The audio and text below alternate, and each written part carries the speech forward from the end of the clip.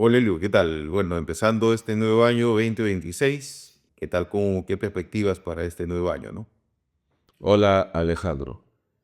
Las expectativas de este nuevo 2026 siempre van a ser más altas desde el punto de vista profesional y del punto de los intereses de nuestros clientes que han confiado en la firma Arimendi Asociados. Tenemos la responsabilidad de poder estar a la vanguardia siempre en defensa de los intereses que nos han confiado. 2026 considero que es un nuevo año que marca la pauta para crecer y para fortalecernos desde el punto de vista institucional como empresa, como firma legal Arimendi Asociados.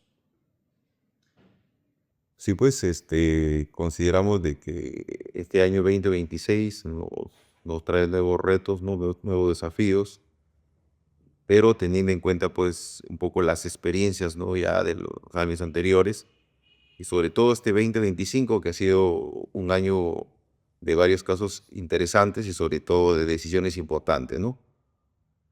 Claro, por ejemplo, no podemos pasar por alto haciendo un recordatorio de los casos que hemos participado en el año 2025 en los diversos lugares en los cuales la firma Arimendi Asociados tiene participación con sus oficinas. Por ejemplo, Lima, Jaén, ¿no? Lambayeque, Chiclayo, parte en el extranjero, como por ejemplo las figuras que tenemos en la sede en Alemania, en Bonn, con la doctora Carmen, nos permite mejorar para el 2026 algunas cosas que quedaron quizás sueltas, reformularlas, replantearlas. Y por eso creo yo que es bueno, ¿no?, recordar o por lo menos hacer un análisis de lo que participamos en el año 2025.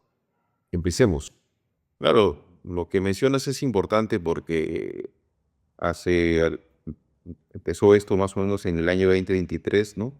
Con uno de los casos emblemáticos que hay en el país, como es la toma de Lima, donde nuestro cliente pues confió en nuestra defensa técnica y desde ese entonces hasta, digamos, prácticamente fines del año, que se ha obtenido una respuesta un tanto positiva, por lo menos en el criterio de fiscalía, ¿no? Porque le atribuían una responsabilidad directa. Sin embargo, pues ahora el Ministerio Público está sobreseyendo la causa por esa imputación que inicialmente tenía contra él, ¿no? Y para nosotros es una satisfacción porque no solamente ha dependido del criterio fiscal, sino del aporte de la prueba que hemos hecho nosotros como abogados de la defensa, pues, ¿no? Bien, precisemos algún tema interesante para el mundo académico, lo que se suscitó en el caso de la toma de Lima. Cuando la firma Arimendi Asociados ingresó a participar en la defensa de uno de los varios acusados que hoy están ahí vinculados al hecho, la actividad del Ministerio Público cumpliendo su rol procesal, que es investigar y acreditar el hecho constitutivo, mantuvo una hipótesis incriminadora bastante férrea, no dura contra nuestro patrocinado. Se le imputaba el delito de homicidio, homicidio calificado, bajo el concepto de alevosía. Sin embargo, en razón de la defensa eficaz que implicaría participar en las diligencias, cuestionar los plazos y sobre todo la actividad probatoria en el concepto de la obtención, incorporación y también valoración. Recuerdo, en ese caso de la toma de Lima, que inicialmente la Fiscalía, en la etapa de investigación, eh, postuló una medida de coerción personal, es decir, una comparecencia con restricciones. Y la imputación estaba orientada fundamentalmente en la autoría directa por homicidio calificado. No sé si recordarás, Alejandro, cuéntanos la experiencia, el resultado que generó esa audiencia. Claro, fue una audiencia en la cual pues no nos fuimos con las manos vacías, ¿no? Sabiendo de que era probable un requerimiento por parte de Fiscalía. Previo a eso, nosotros solicitamos a peritos de parte para que emitieran una pericia, ¿no? En la cual se pueda determinar si es que hay un reconocimiento, ¿no?, facial, corporal, biomecánico, ¿no?, de la persona, y el resultado fue negativo, ¿no? Entonces, ese medio probatorio que se ofreció, claro, en esta etapa como elemento de convicción y que fue pues acogido por el juez de la investigación preparatoria como un claro, digamos, elemento de convicción que desvirtuaba la posición de la fiscalía, ¿no? Y que generó pues de que le den una comparecencia simple, ¿no? Y que no quedó ahí nada más, porque Fiscalía en su rol de no estar muchas veces conforme con las decisiones jurisdiccionales, interpuso recurso de apelación. Pero eso abrió pues también la posibilidad y el abanico de que la sala confirmara esa decisión de primera instancia, en la cual también participamos nosotros, pero eso también nos dio pues la opción de participar por el otro de los imputados que en su momento se le atribuye también una omisión de responsabilidad, ¿no? Como jefe inmediato del GIR, ¿no? Y en la sala superior, pues como tú ya sabes, si conoces el resultado también, nos dio la razón y hizo un desarrollo interesante sobre el delito de omisión impropia, ¿no? Que tú, bueno, fue el que desarrollaste y explicaste en su momento, ¿no? Claro. Ahí surge un incidente que hoy, que ya estamos en etapa intermedia y que ya tiene una información masificada y por lo tanto el criterio de la reserva quizás ya ha mermado, ¿no? Siempre hay que ser respetuoso del debido proceso.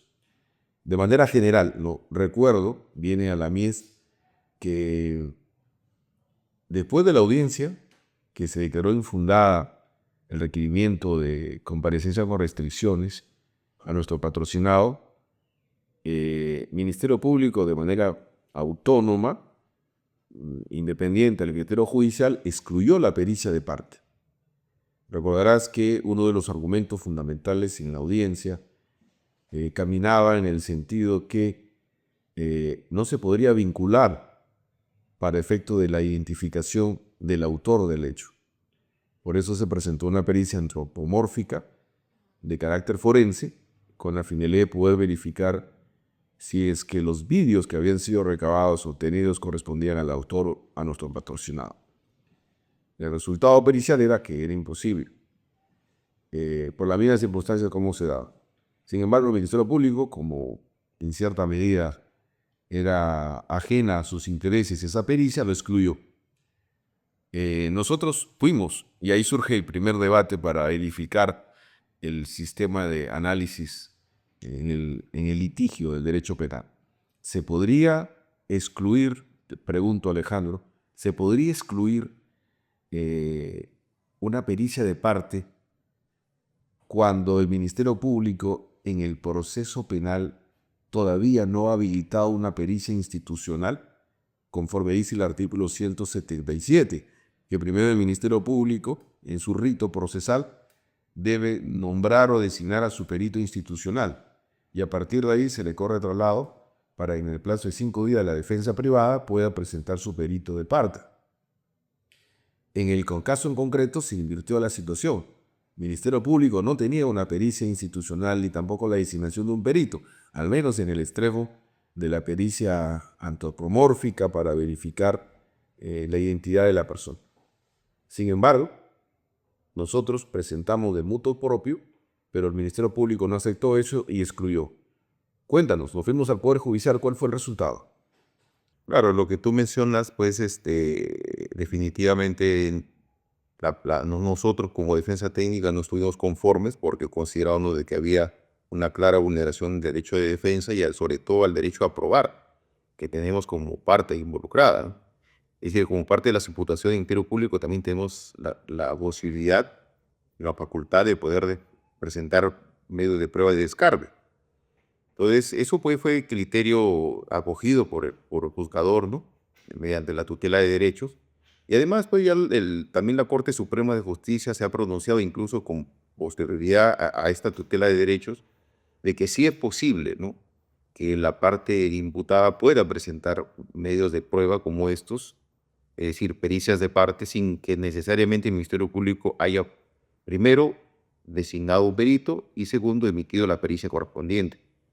Y eso tiene una lógica, pues, formal, porque sabemos que todo elemento probatorio basta que cumpla ciertos requisitos básicos, ¿no? Y la pertinencia, la conducencia, la utilidad y la legalidad, pues, que es parte de también, ¿no? que, digamos, estaría dentro de la contingencia misma, ¿no? Entonces, si cumple con estos requisitos, no entendemos y no habría forma por la cual, pues, el Ministerio Público pueda considerar de que se estaría afectando a sus facultades constitucionales de investigar, ¿no? Y de ser ellos quienes consigan la prueba y que luego de ello recién pues, las partes puedan presentar sus pericias de parte, ¿no? Entonces, que por ese lado creo que nos dio la razón y finalmente, pues, fue algo positivo para la defensa porque eso nos ha permitido afianzar más el resultado, pues, que ahora el Ministerio Público, como adelantamos, ha optado por un sobreseimiento de la causa, pues, ¿no? Y ahí agrego algo más, ¿no? Eh, Quizás sea un hito que hasta la fecha algún sector de los órganos, tanto jurisdiccionales como fiscales, lo asumen como tal. Y ya la Corte Suprema está desmistificando esa situación prejuiciosa, en el sentido de que el Ministerio Público emite pericias institucionales, o sea, de oficio. Yo personalmente considero que no es así, ¿no? La única pericia de oficio es la que emite el Poder Judicial.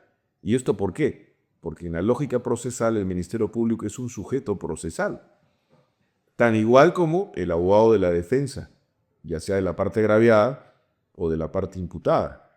Y por esa razón que el principio del debido proceso en su dimensión del derecho a la prueba, bajo cada rol procesal que le asiste a los sujetos procesales, permite entender que la tesis del Ministerio Público en una lógica de incriminación es diferente a la tesis de la defensa en una lógica de absolución. Entonces, los hechos procesales, hecho constitutivo del Ministerio Público y hecho impeditivo de la defensa, por el principio de igualdad de armas, permiten que en el proceso penal pueda ingresar las pericias según su propia teoría del caso. No sé si tienes algo al respecto que decirnos. Claro, como ya lo mencioné hace un momento, son criterios que ya la Corte Suprema está acogiendo y sobre todo está permitiendo abrir, digamos, esa posibilidad, ¿no? Que el Ministerio Público consideraba que era solamente una atribución del órgano persecutor, ¿no? Pero consideramos de que no es así, pues, porque en muchos casos, ¿no? Que incluso tengo conocimiento, ¿no? Por no haberse hecho estas pericias y no haberse promovido por la defensa técnica, hay personas que ahora están purgando condenas. Porque un reconocimiento, digamos, antropológico, ¿no? Facial, biomecánico, es importantísimo en casos donde hay videos que por lo menos graban a la persona ejecutando un hecho material delictivo. Entonces, si el Ministerio Público no lo hace por desidia o por falta de peritos o porque simplemente no está acorde a su teoría del caso, porque ya tiene pruebas suficientes para él, ¿no? Para ir a un juicio o para poder ir a una acusación directa, entonces le corresponde a la parte imputada defenderse. Entonces, lo tendrá que hacer con sus propios recursos económicos, pero finalmente tendrá que hacerlo. Porque si no, el resultado muchas veces, como te digo, y tengo conocimiento de casos concretos, donde hay una persona que es, digamos, conocida, donde está purgando una condena, porque justamente su abogado de la defensa no lo planteó en su oportunidad y tampoco lo hizo la fiscalía. Entonces, bien hace la Corte Suprema en reconocer esta posibilidad que tienen los abogados de la defensa de poder presentar pruebas de parte, ¿no? Sin necesidad de que exista una prueba de oficio. Uy, pasemos a otro caso emblemático, ¿no? Porque gracias a la defensa de la firma legal Arizmendi Asociados se logró el resultado que se buscaba, que el Ministerio Público, bajo la libertad y el principio de autonomía e independencia, emite un requerimiento de sobreseimiento en ese extremo. Otro caso interesante que nos ha dejado el año 2025 es el caso emblemático a nivel nacional denominado Inti y Braga, ¿no? En el periodo del expresidente, el señor de Lama, Merino de Lama. No sé, ¿qué nos tienes que decir al respecto? Bueno, ya este proceso nosotros como defensa técnica lo hemos asumido ya avanzado en su etapa de investigación preparatoria, ¿no? pero ya para la parte, digamos, ya hay un requerimiento acusatorio contra varios oficiales de la Policía Nacional del Perú, dentro de los cuales nosotros defendemos a algunos de ellos. Y nos apareció en la audiencia misma, ¿no? De la etapa intermedia, de ya más allá de las absoluciones que hemos hecho, pero nos hemos quedado en la primera parte de este proceso, que es el sobreseimiento. Pero ahí surgió algo interesante por parte de la defensa técnica, sobre todo, ¿no? De nosotros como abogados de los clientes. Es decir, la parte agraviada, por su parte, como parte de su derecho, exigía que este proceso sea célere, que digamos, que se continúe lo más rápido posible por los años que llevaba de investigación. Sin embargo, pues querían que se haga transgrediendo el procedimiento regular establecido en la norma. Entonces, parte de esta defensa, pues, se planteó al juez de investigación preparatoria de que, si bien es cierto, bajo su discrecionalidad jurisdiccional, él podría opinar porque ciertos investigados o en todo caso agraviados puedan, digamos, continuarse con actos de investigación suplementaria, y por otra parte que el fiscal superior pueda opinar con distinto criterio respecto a que deberían acusar por uno de los agraviados. Sin embargo, el juez pretendía continuar con el trámite del proceso, a pesar de haber dispuesto esto y no haber cerrado esa primera etapa, que la norma es clara en señalar de que primero se resuelve el sobreseimiento para luego recién abrir el tema de la acusación. Sin embargo, pues a la intervención de esta defensa técnica, pues se dijo que eso no era materialmente viable, y se argumentó y se sustentó. Hubo oposición por la parte agraviada, ¿no? Pero el Ministerio Público también acogió nuestra opinión, indicando que era correcto lo que se estaba señalando, que primero tenía que resolverse las incidencias en cuanto a la opinión del superior, si confirmaba o, digamos, revocaba la decisión del fiscal de primera instancia, o por su parte también tenía que concluirse la investigación suplementaria, que es el estado actual, que finalmente nos dieron la razón. Entiendo porque eso está en la norma, ¿no? Eso como algo importante que hoy por hoy se está suscitando, ¿no? en este proceso, ¿no? Claro, y en ese sentido, al margen del concepto de los intereses que emana la defensa, consideramos que está desde la óptica de una defensa proba, está por encima de los intereses de las partes el respeto a las instituciones del debido proceso, del derecho de defensa, del derecho a la verdad, ¿no? Entre otros más. Entonces, en este caso, consideramos que, a pesar de que somos abogados de la parte imputada, ¿no?, que se puede esclarecer los hechos para que se mantenga, ¿no?, el respeto irrestricto a todos los derechos de todos los sujetos procesales. En este caso, que el proceso se cumpla y sea saneado debidamente. Entonces, bajo una lógica de eticidad y de probidad en el ejercicio irrestricto del derecho a la defensa, consideramos, ¿no?, que la investigación suplementaria, a pesar de que nos favorecía inicialmente el sobreseimiento, ¿no?, en un extremo, debería habilitarse, ¿no?, entendemos, esa investigación suplementaria. ¿Y esto por qué razón? Porque le estamos creyendo a nuestros clientes que en el concepto de una investigación suplementaria el resultado va a ser igual. No podría vincularlo ni jurídica ni fácticamente, y quizás aparezcan otras personas, o quizás la verdad procesal o la verdad material fluya y se tenga que proceder conforme a lo que corresponda. No sé, ¿qué tienes que decir al respecto, Alejandro? Sí, o sea, para nosotros como defensa técnica somos muy respetuosos del procedimiento establecido en la ley.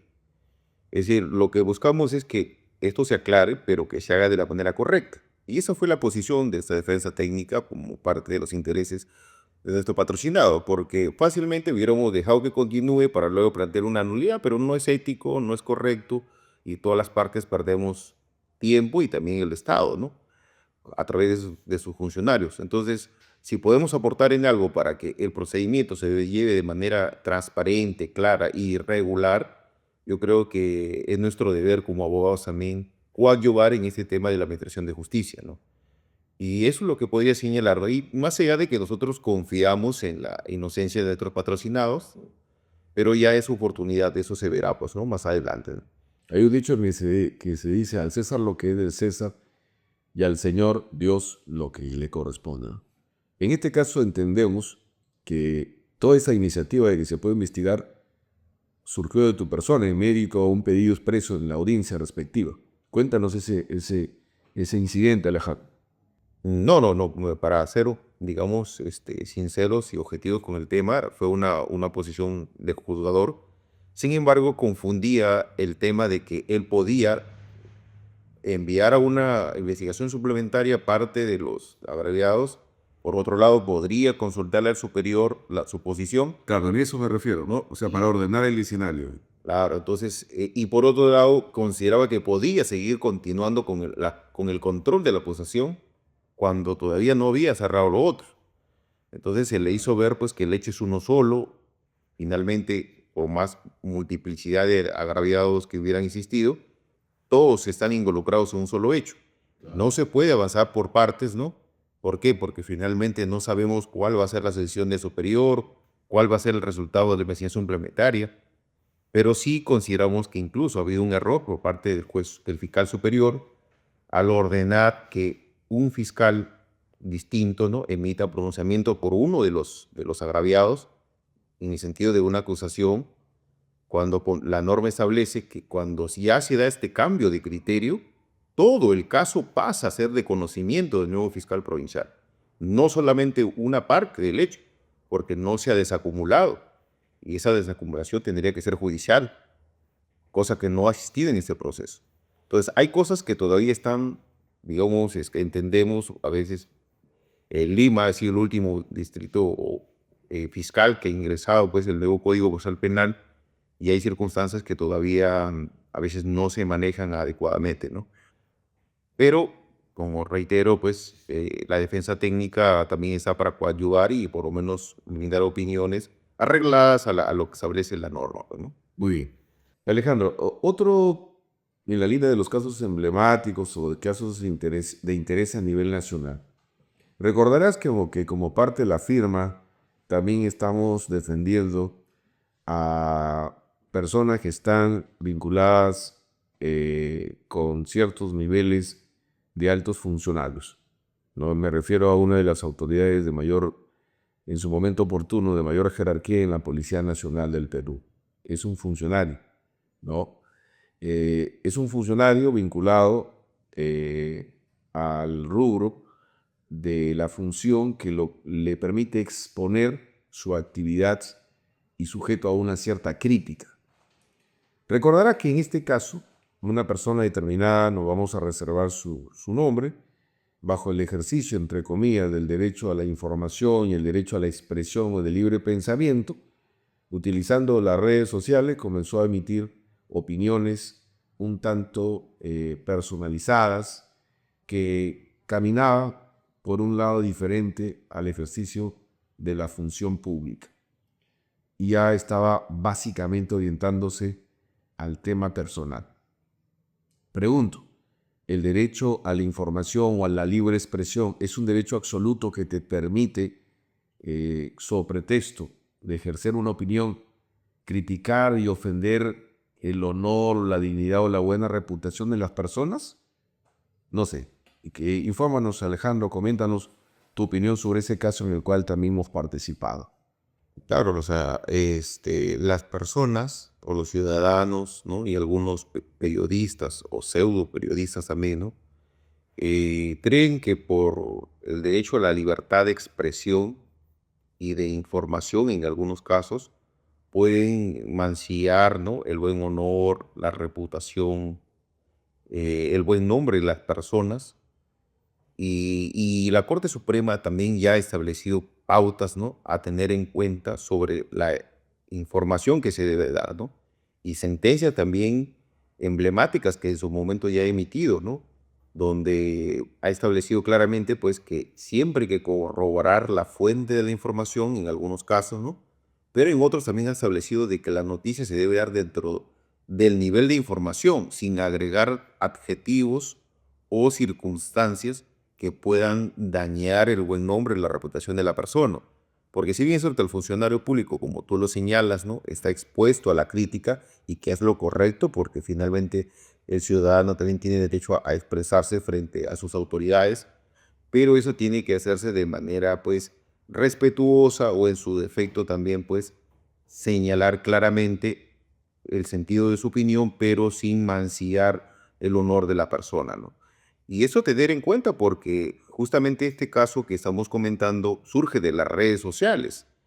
Es decir, las personas hoy por hoy utilizan mucho, pues, las redes como Facebook, Instagram, TikTok, ¿no?, etcétera. Entonces, emiten opiniones con muchos adjetivos que terminan, pues, manchando el honor de las personas, que pueden ser objeto, pues, de querella, como fue en nuestro caso concreto. Nuestro patrocinado se sintió ofendido, mancillado en su honor y su reputación personal, ¿no?, más allá del tema del tema de ser funcionario público. Bueno, finalmente, pues, planteamos una querella que, si bien es cierto, en primera instancia la juzgadora consideró de que los términos que se habían utilizado estaban como parte del derecho a la crítica, o de la derecha a expresión que podía tener esa persona. Sin embargo, pues, nosotros igual manera no conformes, porque consideramos de que siempre los jueces de primera instancia no necesariamente puedan tener la razón. Interpusimos el recurso de apelación correspondiente, pues, y finalmente el resultado fue una nulidad de la sentencia, ¿no? ¿Por qué? Porque la Sala Superior consideró que, en efecto, pues, la persona ha excedido los límites, ¿no?, de los términos que ha utilizado para poder atribuir algunas, digamos, conductas que él considera que son irregulares, o en todo caso, no acordes con el cargo que venía ejerciendo, ¿no?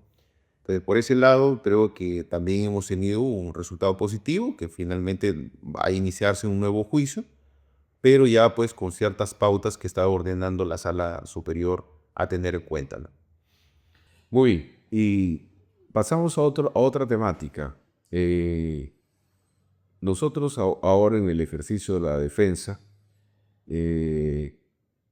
nos hemos encontrado algunos casos muy peculiares, eh, que, más que un tema de carácter procesal, de carácter jurídico o de carácter institucional, entiéndase institución como categoría jurídica, se está mermando o se está banalizando con el pragmatismo o la tradición laboral. Me refiero básicamente a los casos en los cuales se afecta la libertad con un adelanto de fallo, ¿no? Una evidencia concreta, del cual, por cierto, no hemos participado, pero hemos tenido un caso muy similar, del cual tú has participado de manera directa. De manera general, conocemos que el señor expresidente Ollanta, en un caso determinado, como tiene varios casos, básicamente un tema de lavado de activos, fue condenado y enviado al penal, afectando su derecho a la libertad de tránsito con un adelanto de fallo. Nosotros, en otro caso, hemos tenido una circunstancia muy similar, ¿no? Ese caso peculiar que nosotros hemos tenido también tiene una arista paralela, que es el vencimiento de la prisión preventiva en el proceso judicial. Cuéntanos, empecemos por el primer punto. La pregunta que soltamos para los que nos están siguiendo en las redes: ¿es constitucional o legal o legítimo afectar la libertad de una persona con un adelanto de fallo o no? Desde mi punto de vista, y como ya lo hemos desarrollado también en el recurso de apelación que hemos presentado en el caso concreto que hemos tenido, consideramos que sí hay una afectación al derecho constitucional a la libertad, porque la Constitución Política del Estado establece claramente dos supuestos en que la persona puede ser detenida. La primera, como sabemos, es en flagrancia delictiva por parte de la Policía Nacional del Perú, y la segunda es por un mandato escrito y motivado de un juez. En este caso concreto, tanto en el caso de Ollantumala como en el caso que nosotros hemos tenido, esta persona no tenía una resolución que amparara esta detención de la persona. ¿Por qué? Porque no era un mandato escrito y menos motivado. Porque un adelanto de fallo, como dice la norma, ¿no? Si por digamos, las circunstancias de tiempo no se puede emitir la sentencia integral, el juzgador emitirá un adelanto de fallo con los principales argumentos que se desarrollarán ya en la sentencia, digamos, definitiva. ¿Y esto por qué? Porque un adelanto de fallo, si tú más no recuerdas, o sea, en principio no es una resolución judicial. Es decir, no es un auto, no es una sentencia, tampoco es un decreto. ¿Por qué? Porque ni siquiera tiene una numeración, una fecha misma, no tiene una estructura, ¿no? Que debe tener una resolución judicial y sobre todo los argumentos tienen que estar, digamos, debidamente sustentados, porque podríamos decir, no, pero la prisión preventiva también se da de manera oral, es un auto interlocutorio, que no necesariamente es escrito, pero sí es motivado. Pero la norma sí le da una particularidad a la prisión preventiva, es decir, que puede ser apelado inmediatamente, pero un auto, perdón, en este caso un adelanto de fallo, no tiene la posibilidad de ser apelado, como erróneamente lo consideró el juez constitucional, ¿no?, de esta sede de Lambayeque, de que como no hemos apelado, dice el adelanto de fallo, quiere decir que nosotros hemos consentido, y eso pues consideramos que es una errónea aplicación de la norma procesal, ¿no? Porque finalmente pues no establece la norma, si nos vamos a los artículos correspondientes ¿no?, de la apelación y cuáles son los que, digamos, pueden ser apelables. No encontramos en ninguna parte que un auto, en este caso, que no es ni un auto tampoco, sino simplemente un adelanto de fallo, que es una opinión simplemente, porque incluso en el desarrollo de la misma, ni siquiera le corren traslado al final a los abogados de la defensa para decirles si están conformes o no, sino que simplemente dicen, este colegiado, por ejemplo, ¿no?, considerando toda la actividad probatoria, falla, ¿no?, tal cosa, pero los argumentos que se han tenido en cuenta para la decisión son los siguientes, que esa oportunidad no se darán en la lectura integral. Y culmina señalando una nueva fecha para dar la resolución integral de la decisión. Entonces, erróneamente, muchos magistrados, entiendo, ¿no?, consideran esta situación. Y entiendo que muchas veces es por la situación de que la persona pueda huir, pueda fugarse, pero la norma también le da la posibilidad al magistrado y tiene ahí las facultades, digamos, legales para poder salvar esa situación. Pero lamentablemente pues algunos no lo conocen y no lo aplican. Pero la norma está ahí. Eso es lo que te podría comentar. Bien, nosotros a la fecha hemos participado o hemos tenido la oportunidad de participar con dos modelos procesales. El Código de 1940, Código de Procedimientos Penales, y el Código Procesal Penal del año 2004. Ya sea también como magistrado, en su momento oportuno fiscal o asistente de función fiscal, participamos en el procedimiento con el antiguo Código de 1940. Y en ese antiguo código, la dinámica, o sea, la práctica procesal, jurisdiccional, fiscal, era que era perfectamente posible enviarte al penal con un adelanto de fallo, ¿no? Y ese pragmatismo ha sido heredado porque la mayoría de los jueces del antiguo código han pasado con un criterio de adecuación simplemente, con el mismo pensamiento, con el mismo chip o con el mismo pragmatismo del antiguo código con el nuevo Código Procesal Penal. Y ahí surge una dinámica, una problemática a poder conversar o debatir o quizá dar una solución. La mezcla o la confusión entre el adelanto de fallo con la ejecución provisional de la pena, ¿no? Se pretende entender que el artículo 402 y el 418 del Código Procesal Penal habilita al juez, después de haber culminado la actividad probatoria, emitir un adelanto de fallo que en puridad se entiende como una ejecución provisional de la pena, como lo refrendaba el antiguo Código de Procedimientos Penales. El Código Procesal Penal a la fecha es muy claro y ha marcado la pauta como tú lo estás diciendo, ¿no? Y eso en una línea constitucional. La única forma para afectar la libertad es en casos de flagrancia por la Policía Nacional o en casos por resolución motivada por el órgano jurisdiccional y de manera escrita, no verbal, sino escrita. Entonces, en esa dinámica, tú acabas de mencionar, quizás a manera de solución, una idea que está en el código, por cierto. ¿Cuál es esa idea? Ya, para cambiar y dar por sentada la realidad problemática, se procede o está autorizado que un juez envíe al penal a una persona con un adelante de fallo. Creo que la conclusión es no. ¿Correcto? Bien, entonces, ¿cuál sería la solución? Porque nos ponemos en casos concretos, ¿no? Personas que deben estar en el penal, pero procesalmente el juez tiene que encontrar la herramienta porque no le da el tiempo, porque ya la prisión preventiva se le vence. Y si obviamente se le vence y quiere aplicar a rajatabla el Código Procesal Penal o el dispositivo legal, tendría que dejarla en libertad.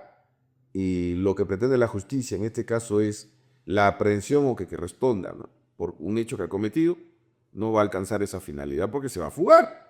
Entonces, ¿cuál sería la herramienta que el juez, jurídicamente hablando, puede utilizar para ser coherente y respetar el debido proceso y las instituciones jurídicas? Bien, mira, claro, no es nuestra labor como abogados darle, pues, se puede decir, la información necesariamente, porque los magistrados sabemos que el principio de iura no cura se entiende que el juez conoce de derecho, ¿no? Nosotros como abogados y el Ministerio Público incluso, debo darle solamente los hechos, ¿no?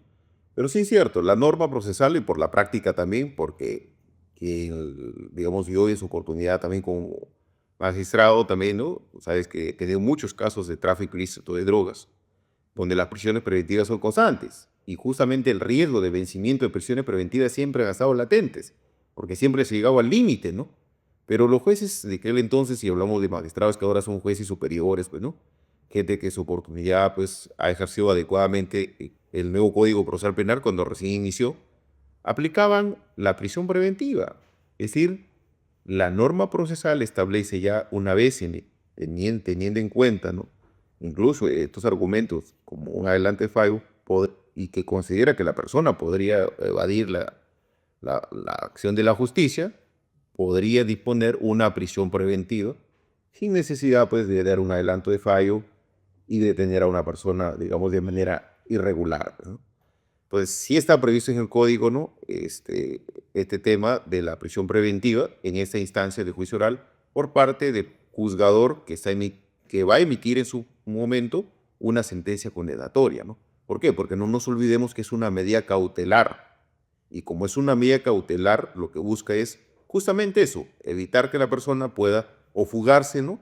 Porque ese básicamente ya estamos en la etapa de ejecución ya de una probable ejecución de sentencia, ya no de una perturbación de la acción probatoria, porque ya prácticamente el juicio ya terminó, ¿no? O ya terminó, sino que simplemente es una medida cautelar para evitar que la persona fugue. Y la norma ha establecido claramente en el Código Procesal Penal, no tengo la precisión en este momento, pero sí establece la posibilidad de una prisión preventiva como una forma de evitar de la que la persona pueda huir, ¿no?, de la acción de la justicia, ¿no? Claro, 399, inciso 5 del Código Procesal Penal refrenda lo que estás indicando, la prisión preventiva en juicio oral, ¿no? Claro. Y hablando de prisiones preventivas, ¿no?, en el mismo sentido, y en ese mismo caso en el cual hemos participado, si partimos de un hecho de referencia nacional, tenemos el caso de la señora o señorita, ex premier, congresista y también en su momento oportuno ministro o ministra, la señorita Betsy Childs. A ella el Poder Judicial, al requerimiento del Ministerio Público, faltando prácticamente horas para su vencimiento de la prolongación de la prisión preventiva, solicita, ¿no? Faltando horas para que vence la prisión preventiva, solicita la prolongación de la misma. El órgano jurisdiccional emite la resolución y la declara fundada, vencido el plazo de la de la prisión preventiva. Y así va hasta la Suprema, ¿no? En su momento oportuno. Nosotros tenemos un caso similar. Prisión preventiva, venció el plazo, el Ministerio Público solicita la prolongación de la misma, de la prisión preventiva. Y lo hace en el proceso a punto de vencerse el plazo. Y se vence como tal. La pregunta que hacemos, ¿cómo poder afrontar esta problemática? ¿Qué corresponde para el órgano jurisdiccional en un caso en concreto? Si la prisión preventiva se vence, ¿qué hacer? ¿Qué corresponde para el órgano jurisdiccional? Si se vence en el juicio oral, la de la libertad, generar una prolongación, o en estricto senso hay una alternativa paralela, jurídicamente hablando, para evitar estas circunstancias. Ojo, debemos aquí participar desde el punto de vista objetivo y como profesionales, no con intereses particulares de ser abogado de la defensa, porque más que abogados somos profesionales respetuosos de las instituciones procesales. ¿Qué me puede decir Alejandro al respecto? Claro, o sea, lo que tú mencionas es un tema que ha venido sucediendo a nivel nacional, ¿no? O sea, no es el primer caso, pero llegó al Tribunal Constitucional y el Tribunal Constitucional abarcaba una pauta interesante y sobre todo ya entiendo que todos los órganos judiciales y del Ministerio Público deben tener en cuenta. Y también la defensa técnica porque finalmente nos sirve como insumo para poder, digamos, reclamar un derecho que siempre estuvo ahí conculcado y que lamentablemente, pues, no había llegado a las instancias probablemente del Tribunal Constitucional. Entonces, esto para nosotros es importante porque, como tú dices, tuvimos un caso concreto donde, como siempre, pues, se espera la última hora, a veces por exceso de trabajo, porque no hubo previsibilidad, diversas circunstancias que pueden darse por parte del órgano persecutor, ¿no? Que es el Ministerio Público. Y finalmente también el órgano jurisdiccional, que a la par sabemos que también tienen una excesiva carga judicial. Entonces programan sus audiencias, pues basta que ya haya el requerimiento, lo programan a los 2 o 3 días de vencido el plazo. ¿Por qué? Porque se dice, como ya lo presentó el requerimiento, ya de per se, ¿no?, está justificada la detención de la persona porque se va a resolver un pedido, ¿no? Entonces, bajo esa circunstancia, muchas personas han sido privadas de su libertad. Ahora, lo que corresponde es lo que el Tribunal Constitucional ha hecho, ordenar la libertad de la persona. Y finalmente, pues ya en su oportunidad, pues de repente le podrán poner una comparecencia con restricciones, ¿no? Pero finalmente lo que corresponde es que la persona salga, si es que está en un penal, obtener su libertad. Eso es lo que corresponde. Eso es lo que políticamente corresponde. Es decir, ya no hay un mandato escrito ni motivado de un juez que ampare la privación de la libertad de una persona, como lo hizo en el caso de Chávez, que ordenó eso al Tribunal Constitucional. Entonces, y esto también, aprovecho también la oportunidad para tenerlo en cuenta que no es un tema que solamente pasa con la prolongación de la prisión preventiva, sino también pasa con las detenciones judiciales preliminares. La persona es detenida. ¿Qué es lo que dice la norma? Puede ser detenida hasta por 7 días, ¿no?, con una detención preliminar, y en algunos casos hasta 15 días, ¿no? Pero ¿qué es lo que sucede en la práctica? Hay muchos casos que una vez que se pide la prisión preventiva, la norma establece que el juez también tiene que pronunciarse en un plazo determinado. Pero mientras no haya ese pronunciamiento del juez, es decir, mientras se desarrolla toda la audiencia, como sabemos que ha pasado en algunos casos conocidos a nivel nacional, ¿no?, incluso de uno de los escritores también, ¿no?, de mucho de la doctrina nacional, ¿no?, de un profesor conocido, donde él ha estado varios meses detenido sin una resolución judicial escrita y motivada que ampare su detención. Entonces, estas cuestiones que parecen menores no son importantes hasta el día que nos toca, digamos, defender un caso de esa naturaleza, ¿no?, o ver a algún familiar o algún conocido sufriendo esta situación.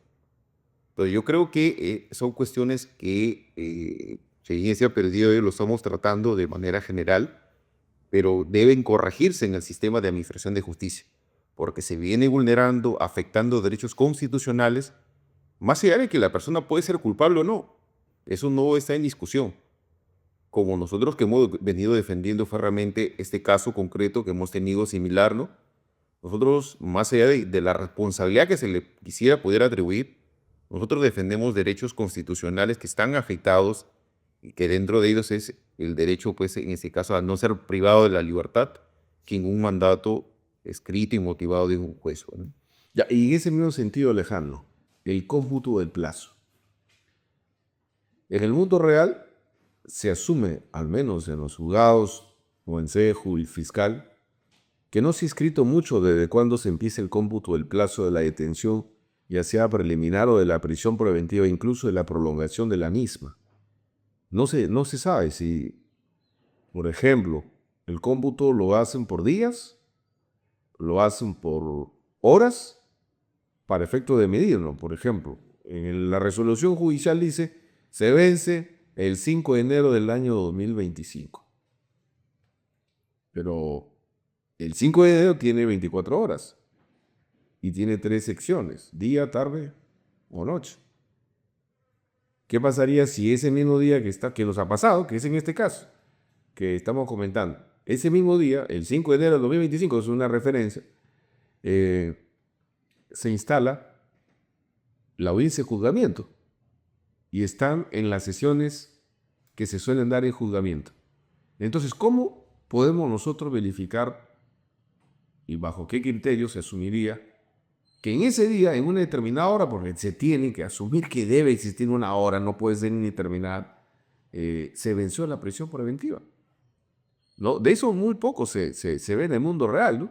¿Cuándo empieza el inicio del cómputo? ¿Y cuál es el instrumento probatorio o el elemento de convicción o medio de prueba que me pueda fijar y decirle, señores jueces, ustedes son garantes, ¿no?, del debido proceso y por lo tanto deben entender y aplicar en el caso concretos que aquí es el inicio y aquí es el final?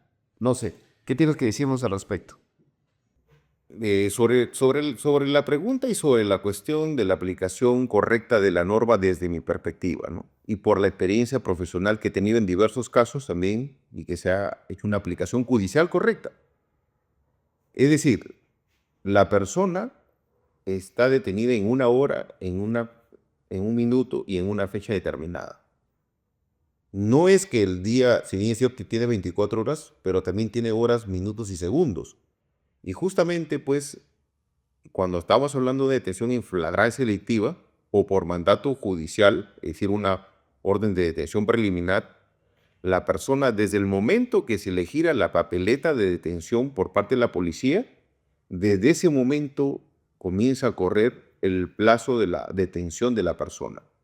Y lo digo eso ¿por qué? Porque cuando se da, por ejemplo, la detención preliminar judicial, el juez de la investigación preparatoria en la audiencia de control de identidad y de verificación de la resolución judicial que ha ordenado la detención de esa persona, verifica desde qué momento la persona ha sido detenida y justamente tiene en cuenta la orden de detención que le gira la policía para decirle al fiscal, ¿no? Señor fiscal, usted tiene desde este momento que la policía le ha girado la orden de detención, hasta tal hora de tal día para que usted pueda resolver su situación jurídica o pueda pedir los requerimientos que usted considere. Esa es la hora marcada. Entonces, ese mismo horario corre hasta el final del proceso. Hasta la prisión, hasta el juicio oral, en la prisión preventiva. Hasta el vencimiento de la prisión preventiva. Ya sea ordinario o prolongación. Así sea ordinario o prolongación. O de caución. Porque no nos olvidemos que lo que hace la resolución judicial es alargar esa circunstancia de detención, ¿no? Es decir, primero la detención puede haber hecho por la policía misma, por una flagrancia o por un mandato judicial, ¿no? Entonces, luego la prisión preventiva simplemente alarga ese procedimiento, pero igual, como todo inicio tiene un fin. Entonces, la hora de detención tiene que ver con la hora finalmente de conclusión o el vencimiento ya de la medida cautelar que se ha impuesto. Y si el juez sí no observa eso, ¿qué hacer para la defensa? ¿Qué debería hacer el abogado defensor en este caso para evitar ese abuso, ese exceso o esa inobservancia del sistema jurídico? Bueno, la posibilidad son temas constitucionales ya, ¿no? O sea, ahí nos habilita pues el habeas corpus, ¿no? Que definitivamente establece pues que una persona solamente pues tiene que tener una detención o una privación de su libertad, como ya lo señalé, pues en base a una resolución judicial, en este caso que tendría que ser motivo privada, pero la misma fenecio, pues, ¿no? Concluye. Entonces, si sigue privándose de la libertad de una persona, entonces se habilita pues el habeas corpus como un mecanismo constitucional para exigir, ¿no?, al órgano jurisdiccional que le otorgue la libertad a esa persona, ¿no? Correcto. Viene a mi mies esta situación en mi caso concreto. Caso Ollantumala, y es nuestro caso también que se aplicó acá en un determinado distrito del Perú judicial. El juez, a pesar de que se le dijo, señor, ya se venció el plazo de la prisión preventiva, ya sea prolongada o adecuada, pero continúa con el juzgamiento, incluso emite su adelanto de FAL sin ninguna resolución escrita y motivada y dispone que se continúe al imputado afectado en su libertad. Y a la vuelta, ya vencido el plazo, a la vuelta de la esquina, recién emite la sentencia condenatoria. En tu lógica, que creo que es la correcta, hay que utilizar una garantía constitucional que es el habeas corpus. Se interpone el habeas corpus y hasta que el juez resuelva, juez constitucional, resuelve el habeas corpus, ya tienes una sentencia condenatoria. O sea, en el mundo constitucional yo opero una figura que se suele dar como sustracción de la materia, ¿no?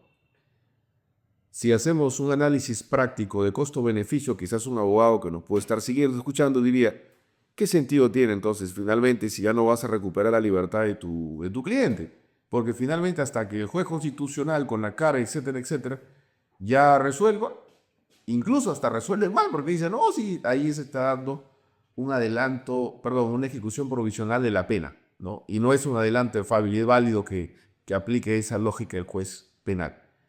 Hasta que llegue ahí una sustracción de la materia y tu patrocinante tiene una sentencia, incluso una sentencia que puede haber sido confirmada por la sala y está firme y ejecutoriada. ¿Qué eficacia procesal o qué motivación llevaría a los abogados ante esa situación? Claro, lo que tú dices es lo que pasa en el día a día, la cuestión práctica no es así, ¿no? Es decir, la gente se mueve a veces, en algunos casos, por el costo-beneficio, ¿no? Es decir, voy a sacrificar, ¿no?, todo ese tema con la finalidad de lograr un objetivo puntual, que es la libertad, ¿no?, de mi cliente. Finalmente, mi cliente es el que, dentro de sus intereses, está, pues, de que logre su libertad, ¿no? Pero más allá de eso, no tiene otro interés muchas veces, ¿no? Pero yo creo que esa es una visión limitada del abogado de la defensa, ¿no? Nosotros como abogados de la defensa eh, debemos ir marcando también cierta pauta y ciertos caminos para que en el futuro nos sirvan también como una referencia, ¿no? Porque no nos olvidemos que los casos emblemáticos que han llegado al Tribunal Constitucional, ¿no?, incluso hasta fuera de nuestro país, como la Corte Interamericana de Derechos Humanos, ha sido por abogados que han sido persistentes en el sentido de lograr que se respeten los derechos constitucionales de las personas. Entonces, a veces ese facilismo de decir, bueno, no voy a conseguir nada, pero finalmente no será en este caso. En los casos futuros vamos a marcar un precedente, una pauta, y eso es lo que podemos conseguir como abogados, ¿no? Es decir, marcar un precedente para que en adelante, en el futuro, no se cometan los mismos errores con otras personas e injustamente se les puede vulnerar sus derechos constitucionales. Entonces, nosotros como abogados hemos partido de esa idea, ¿no?, de que independientemente de que haya una sustracción de la materia, ¿no?, pero sí queremos que en adelante esos magistrados entiendan y comprendan la correcta aplicación de la norma procesal para que no se afecten derechos constitucionales de otras personas. Entonces, esta es nuestra política, por lo menos como abogados, ¿no?, que ahora estamos haciendo la defensa técnica, ¿no? Yo agrego algo más. En estos casos, que quizás termine con un sinsabor, porque el resultado es una afectación a la libertad, quieras o no, y no cumpliría la eficacia del habeas corpus de reparar o por lo menos de restaurar al estado inicial. Yo Yo creo que a pesar de haber superado o habilitado la sustracción de la materia, si tienes una habeas corpus fundada, ¿no? Y ahí creo, para los que nos están siguiendo, llama la atención y creo que deberían ser un poco más coherentes en sede constitucional, incluso en las salas superiores, porque las salas superiores ven los habeas corpus en apelación, son muy vehementes en el sentido de la parte resolutiva, porque simplemente exhorta al juez para que no vuelva a repetir esa, incluso el Tribunal Constitucional en el caso de Piura, donde un sujeto, una persona determinada estuvo más de 5 años en el penal sin resolución judicial, solamente un adelanto de fallo. Y en la parte resolutiva del fallo del tribunal dijo, exhortes a los jueces para que puedan evitar en lo sucesivo incurrir en esta situación. Yo creo que ahí no hay nada absoluto en el sistema jurídico. Incluso el derecho al trabajo no puede ser absoluto. Y tampoco la administración de justicia puede ser absoluta.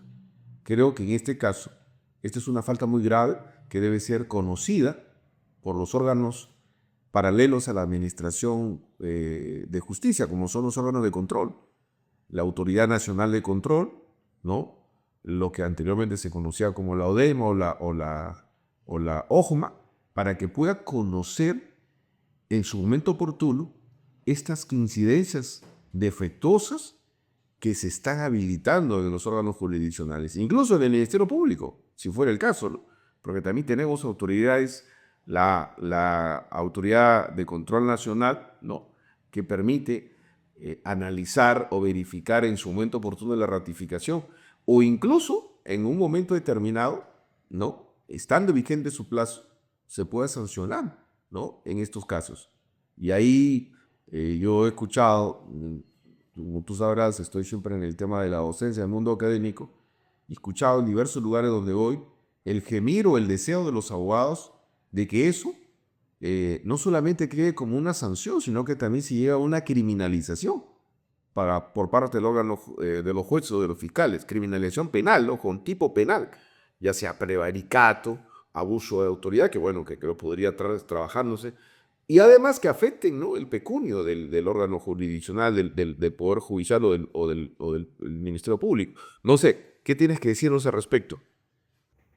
Sí, yo también consideraría de que sería una posición bastante acorde con la realidad, porque, mire, si nos ponemos en casos concretos donde la policía, por ejemplo, te detiene por unas horas incluso, ¿no? Sin una justificación real de un delito, ¿no? Fuera de los plazos establecidos en la norma, por ejemplo, para un control de identidad, que tiene 4 horas como máximo, ¿no? Y en algunos casos extranjeros, ya bueno, 8 y todo lo demás hasta 10, ¿no? Pero si nos vamos en el caso concreto de que te puedan detener por más tiempo, o sea, salvo que se habilitan pues delitos de abuso de autoridad, incluso secuestro, o sea, figuras graves que terminan con tipos penales de una sanción, y eso sabemos que hay una sanción de esa naturaleza, finalmente pueden perder el trabajo o perder su libertad. Entonces, si estamos hablando de jueces que privan la libertad de las personas por meses, ¿no? O sea, o por días, y simplemente una exhortación, o sea, parece que fuera una burla más bien al sistema de administración de justicia y a la persona que ha sido afectada directamente por sus derechos. O sea, a mí como persona que me han detenido por meses, sin una resolución judicial, motivada, y todo lo demás, independientemente de la conducta, ¿no? Sino que hay derechos constitucionales que tienen que respetarse, procedimientos establecidos en norma que tienen que cumplirse. Y si no lo hace un juez que se entiende que es el garante de eso, entonces, ¿a quién más vamos a recurrir? O sea, ¿qué debemos esperar de los otros órganos vinculados a la administración de justicia? Entonces, por ese lado yo creo que no debe quedar en una simple exhortación. Debe haber una sanción ejemplar. Y como tú dices, afectar puede ser económicamente, sanciones de, incluso de destitución, de ser el caso. Y finalmente, pues, si es que el tema es grave, incluso una responsabilidad penal. Porque el hecho de ejercer un cargo público, tú y yo lo hemos tenido en su momento, ¿no? No nos hace, pues, o no nos habilita para ejercer un ejercicio abusivo del cargo. Uy, correcto. Y una parte complementaria a toda esta dinámica que nos ha permitido en el año 2025 conocer, a manera de comentario, en algunos delitos, como por ejemplo violación sexual, o delito de corrupción de funcionarios, o delito de lavado de activos, o delitos incluso de carácter culposo o imprudente, como son los homicidios o las lesiones culposas, ¿no?, en el tráfico rodado. Toda esta actividad, digámoslo así, humana, que lleva al derecho penal a intervenir, está regulado por protocolos.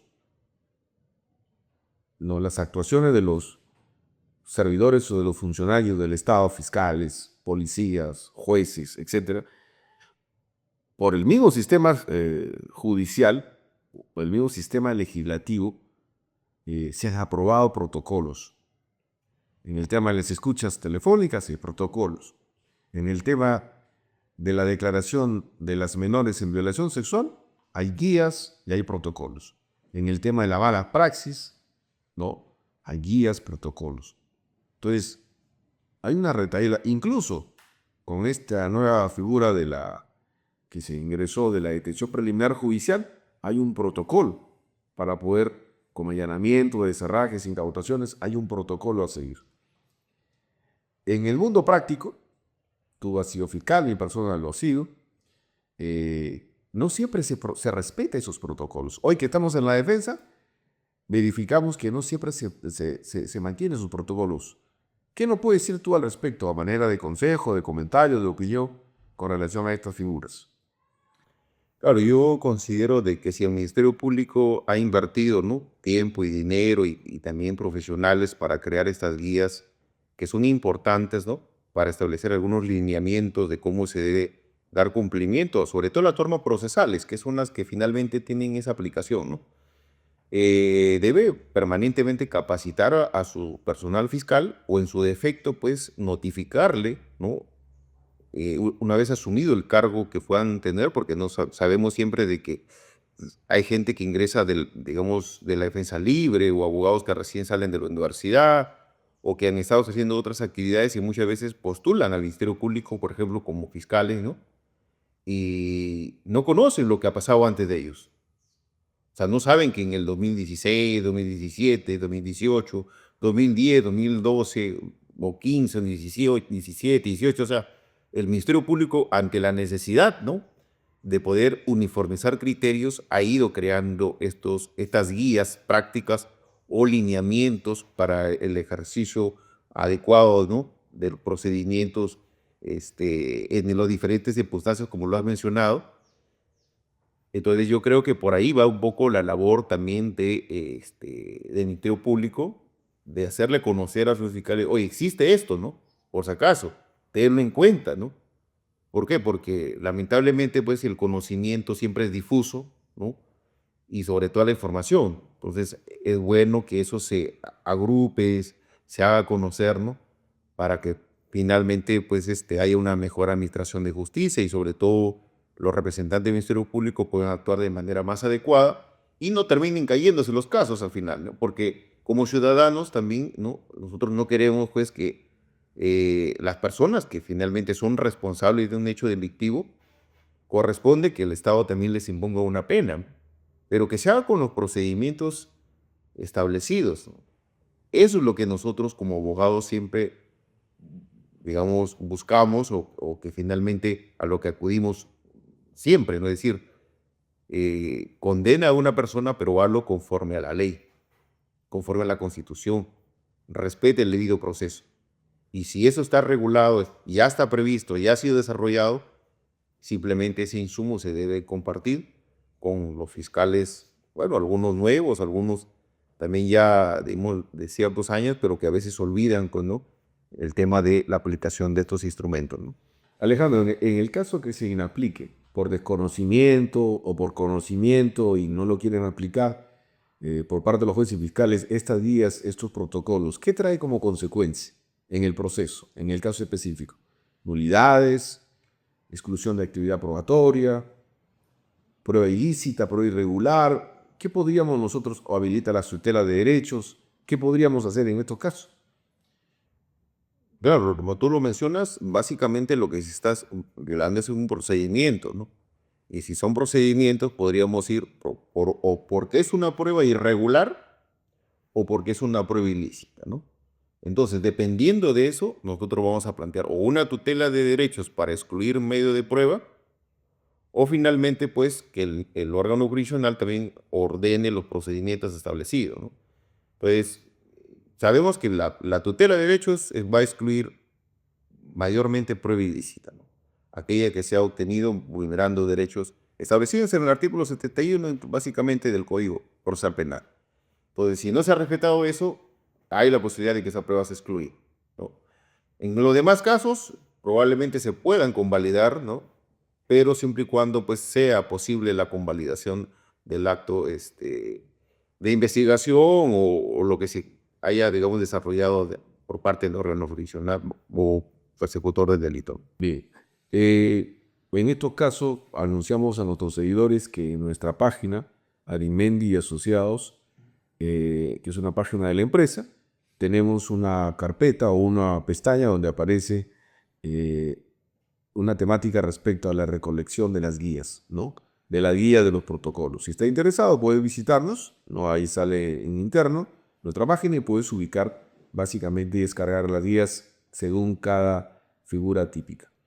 Otro tema de manera complementaria, Alejandro, el sistema de extinción de dominio, ¿no? Ya conocemos a la fecha, iniciando el año 2026, que ya estamos con una sentencia del Tribunal Constitucional del año pasado, que es la 8 del 2024, en la cual ha hecho o ha generado una sentencia interpretativa respecto al decreto legislativo del inicial con el cual se empezó el sistema de extinción de dominio. Y obviamente hay otra ley que ha salido publicada recientemente en el cual se construye un nuevo sistema, una nueva operatividad en el proceso de extinción de dominio. Incluso se habla de sentencia condenatoria para algunos delitos que se entiende que es una sentencia penal. Cuéntanos ahora como abogado alguna experiencia concreta en la firma legal que hoy estás trabajando como socio, has encontrado en el cual te iba a permitir aplicar ya de manera real este sistema en el concepto de lavado de activos con su nueva modificatoria que exige ahora su garantía, ¿no? El respeto a la propiedad y algunos estándares. ¿Nos puedes compartir esa experiencia en cuál has podido obtener? Claro, bien que hayas tocado un tema bastante interesante porque este año que pasó, ¿no? Ha sido de bastantes cambios, ¿no? Tanto normativos, ¿no? Porque sabemos que a raíz de que la Defensoría del Pueblo planteó pues una demanda, digamos, de la inconstitucionalidad de algunos artículos de la Ley de Extinción de Dominio, entonces eso pues permitió excluir algunas normas puntuales, ¿no? Y finalmente también pronunciamiento pues concreto de la modificación también de la norma, ¿no? De la norma de extinción por parte del Congreso de la República, ¿no? Entonces, estas dos circunstancias han permitido pues de que ahora haya una mayor garantía, sobre todo al ciudadano, porque hasta hace bueno, hasta el inicio del año pasado, ¿no? Prácticamente era imposible, ¿no? Lograr algo positivo y sobre todo cuando había una afectación de derechos, ¿no? Entonces, ahora sabemos que incluso necesitas una sentencia condenatoria firme en algunos delitos, ¿no? Claro que el catálogo también es amplio de delitos graves, en donde no es necesaria una sentencia condenatoria, pero finalmente marca la pauta el Tribunal Constitucional con su sentencia estableciendo, pues, ¿no? Desde cuándo ya se debe considerar que si un bien ha sido obtenido, digamos, con un origen ilícito, debe tenerse en cuenta, ¿no? Y estamos hablando de febrero del 2019, si no más recuerdo. Entonces, a partir de eso en adelante, recién estaremos hablando de una posibilidad de que el sistema de extinción de dominio pueda ingresar a poder, digamos, decomisar esos bienes, ¿no? De manera definitiva digamos, de manera favorable al Estado, ¿no? Entonces nosotros en el caso concreto, la firma legal, tuvimos un caso, ¿no? Donde hemos participado ambos, donde finalmente logramos que una persona que se le había afectado en su propiedad, ¿no? En su vivienda, que fue desalojado, ¿no? De manera violenta, por decirlo así, ¿no? Con la policía y todo lo demás, fiscalía misma, ¿no? En su oportunidad, ¿no? Como una medida cautelar, pero luego, pues nosotros en aplicación de estos nuevos cambios normativos, ¿no? Incluso del Tribunal Constitucional, estos criterios, que ya han sido ratificados por las salas de extinción de dominio también. Entonces hemos logrado pues que esta persona recupere su propiedad, ¿no? Y finalmente hasta el mismo órgano del Ministerio Público a tener el criterio de que se debe respetar eso y finalmente ha optado por incluso el archivamiento de este caso, ¿no? Yo creo que hay, digamos, cosas positivas que nosotros desde nuestra tribuna en su oportunidad hemos criticado duramente también, ¿no? Porque hay cosas que todavía están pendientes, ¿no? Relacionados sobre todo a la instrumentalización de muchos bienes que a veces el ciudadano de a pie, ¿no? No toma todas las garantías necesarias para evitar de que sus bienes puedan ser utilizados de manera indebida en la comisión de delitos, ¿no? Entonces, esa situación creo que todavía hay mucho por trabajar, pero por lo menos ha habido un cambio positivo, ¿no? A favor de los ciudadanos, ¿no?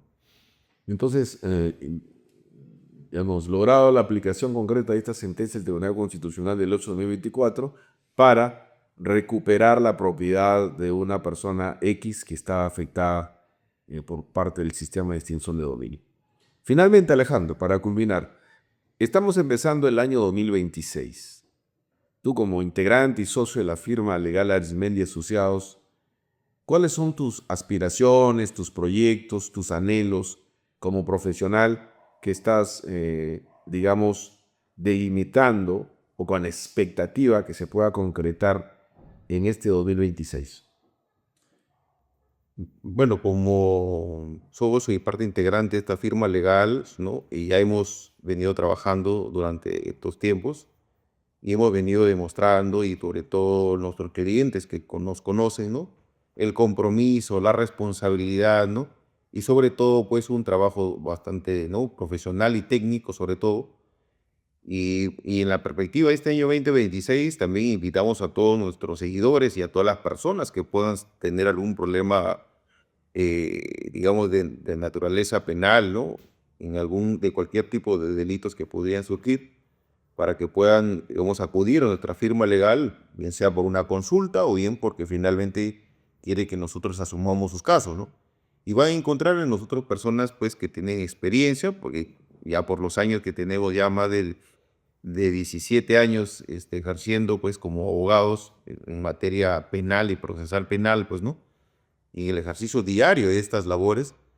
Entonces, decirles a nuestros seguidores o a aquellas personas interesadas de que en Arizmendi Asociado vamos a encontrar un grupo de profesionales que van a responder a sus expectativas, a sus necesidades, y nosotros nos vamos a encargar de darles el respaldo, digamos, jurídico y profesional, sobre todo, para que puedan salir de la mejor manera de sus problemas.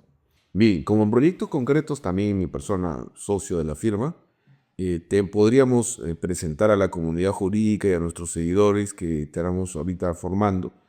Es en el caso de lo que demanda el material logístico, se presenta como proyecto concretarse a corto plazo la creación en la página de nuestra empresa, que es el tema institucional, la apertura de un rubro de lo que implica la información masiva de libros virtuales, ¿no?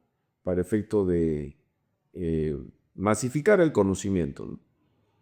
Punto 2, también está en el caso mismo del proyecto, es presentarle a todos nuestros clientes, ¿no? Como parte de nuestros servicios que brindamos a ellos, el usuario para que ellos puedan ingresar a sus propios casos desde nuestra plataforma y poder conocer, porque tenemos un sistema, ¿no? Un servidor, que eso también anunciamos a la comunidad jurídica, en el cual podemos con un usuario determinado ingresar y consultar y descargar la información que se pueda tener actualizada, así como el Poder Judicial y el Ministerio Público tiene su sistema de gestión, donde se puede descargar la información.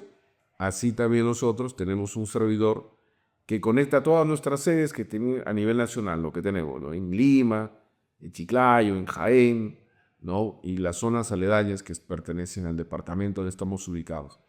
Y ahí los usuarios, los clientes pueden no necesitan ir al Poder Judicial, ingresan, descargan la información y pueden ir verificando su dato. Otro proyecto también que se está en materia en lo que es la ejecución y la continuación del sistema académico con REMAN, las entrevistas, los conversatorios, la publicación de información, etcétera, ¿no? De la jurisprudencia actualizada. En nuestra página tenemos varias pestañas o links donde tú puedes descargar en PDF la información, incluso resaltada, subrayada y también en algunos casos, digamos, con una opinión técnica comentada, ¿no? Básicamente. Otro servicio que se tiene a trabajar es, con respecto a nuestros clientes, es la instauración de una nueva oficina que se va, en este caso, a crear o a ubicar, ¿no? Ya le vamos, eso queda como una posibilidad de informar dentro de poco tiempo. Nos vamos a mudar a otro lugar con mayor espacio, con mayor criterio para dar mayor servicio a nuestros clientes, mejores servicios y mejores opciones. Y finalmente, pues siempre las constantes capacitaciones, ¿no?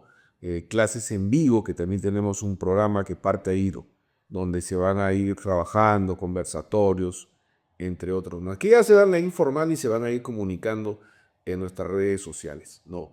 Agradecido en este caso, Alejandro, por acompañarnos, ¿no? También saludamos a nuestros miembros de la firma que están en la ciudad de Lima, al doctor Iván Gómez, a la doctora Vania Peramás, al doctor Ever Coronel, allá en la ciudad de Jaén, ¿no? A la doctora Carmen Azabache Chero, allá en Alemania, en Bonn, donde también trabaja con nosotros en una sucursal, ¿no? Y a la doctora Liz Álvarez, también acá en la ciudad de Chiclayo, y el personal también administrativo que también está trabajando, apoyándonos con nosotros, ¿no? ¿Algo más que decir, Alejandro, al respecto? Finalmente considero de que como parte de la firma legal vamos a seguir contribuyendo con la comunidad jurídica en la medida de que tengamos toda la información actualizada de jurisprudencia, doctrina relevante y algunos comentarios que en adelante vamos a hacer llegar a través de nuestras redes sociales para que nos sigan y sobre todo con el único ánimo de poder contribuir a la formación, a la información de todas las personas que nos puedan seguir, pues, ¿no? Eso finalmente y ya, como le indiqué, pues siempre hay un compromiso con todas las personas que desean de nuestro servicio. Muy bien. Hasta aquí hemos combinado. Somos los socios integrantes de la firma legal Arimendi Asociados y en el transcurso del año 2026 seguiremos aportando a la comunidad jurídica desde la plataforma que hoy estamos, como abogados, defensores y como profesionales respetuosos del debido proceso. Muchas gracias.